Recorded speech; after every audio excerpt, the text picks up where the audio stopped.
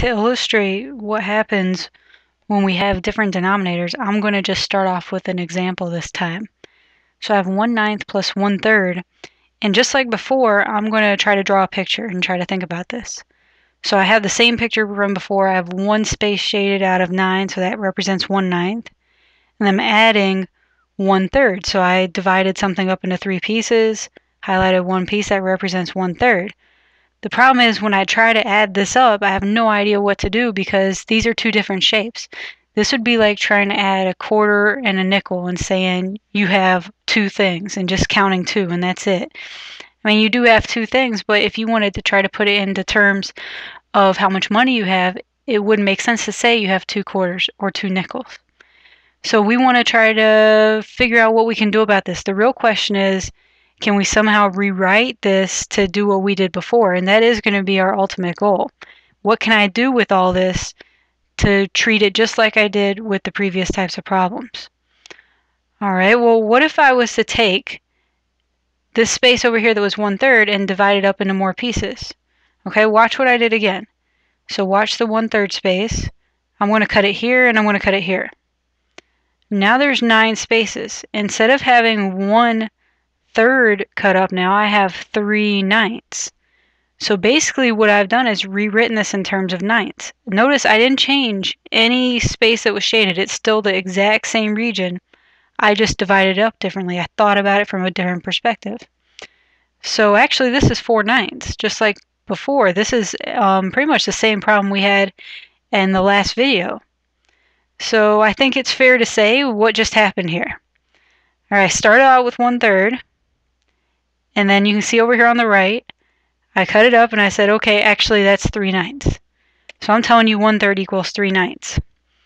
Hopefully you remember from the previous lesson that we rewrote fractions. Usually though, we'd start with 3/9 and try to make it 1/3, try to simplify it down a little bit. This is what it looks like backwards. So before I would say, okay, if I started with 3/9, I could take that factor of 3 out and I get 1/3. What we're basically doing is putting that factor of 3 back in. The reason I would do that is because then I have the same denominator. I can add them up then from that original problem. So that's going to be our plan, somehow rewrite these fractions so we get the same denominator. So I'm going to start off with another one. I have 1/5 plus 1/10. Okay. So I want to somehow find the same denominator. Well, what if I was to multiply that 5 by 2?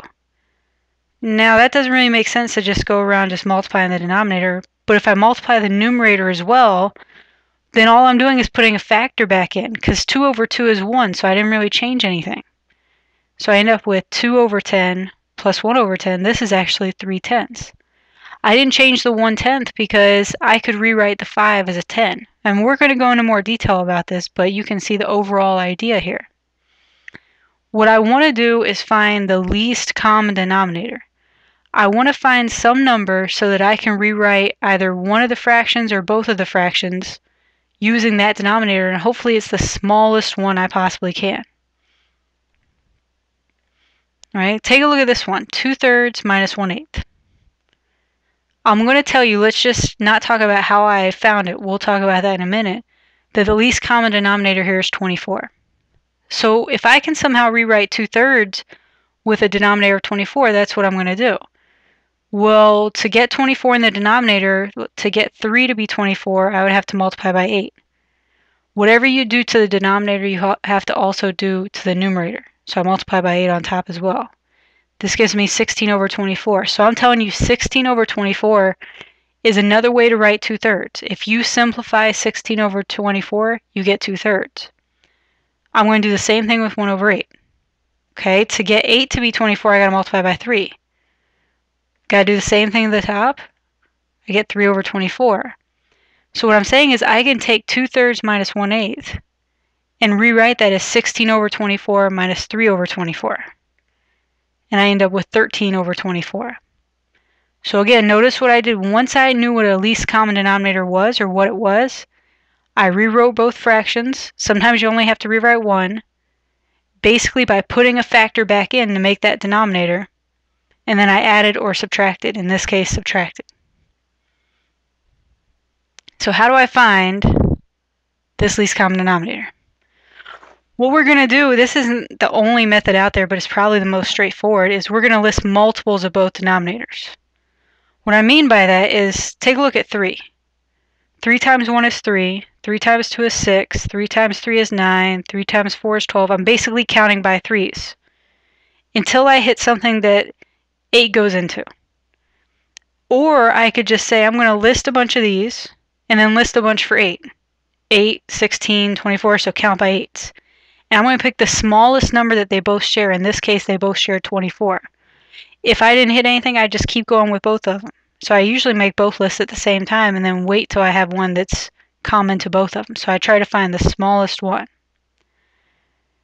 All right, let's go through the steps with a couple of problems. So I have 4/5 plus 7 over 20, different denominators. So the first thing I have to do is find a common denominator.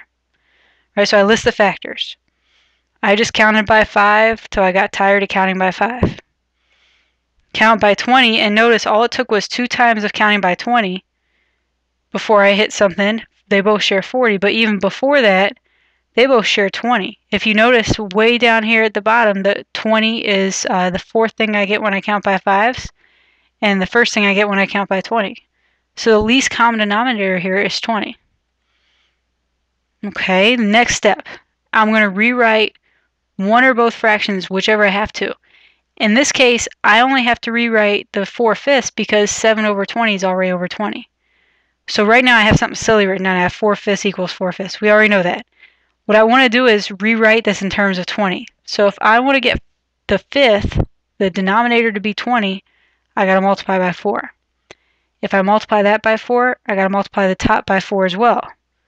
So I end up with 16 out of 20. Now again, the 7 out of 20 didn't have to be rewritten because it's already out of 20. Okay, and then after you've rewritten your fractions, add or subtract. So I just said 4/5 plus 7 over 20 is equal to 16 over 20 plus 7 over 20. Now I can use the rules that I used in the previous video and just add the top, and I get 23 out of 20. All right, let's look at another one. 1/7 minus 9/10. First step, find a common denominator. Now you can just multiply the 7 and the 10 and get 70. That's not always going to be the smallest denominator though, and if you end up using too big a denominator, you're going to have to simplify your answer at the end.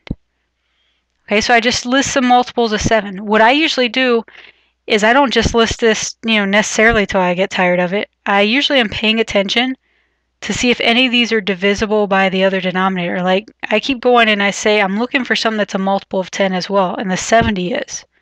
But if I'm not sure, I just write down a few and then I write down a few with the 10. Notice the smallest number both of these share is 70. So also, how did I get these? And remember, I'm counting by the number. So I went 7, 14, 21. I'm counting by 7's.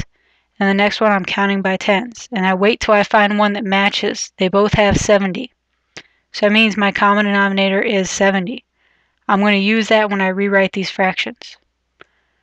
All right, so 1/7, well, it equals 1/7, of course, but I want to get a denominator of 70, so I got to multiply that 7 by 10. Got to do the same thing on top, and I get 10 over 70. Okay, what about 9/10? To get that denominator to be 70, I'd have to multiply by 7. If I multiply by 7 on the bottom, I got to multiply by 7 on the top, and I get 63 over 70. Once I've done that, I add or subtract.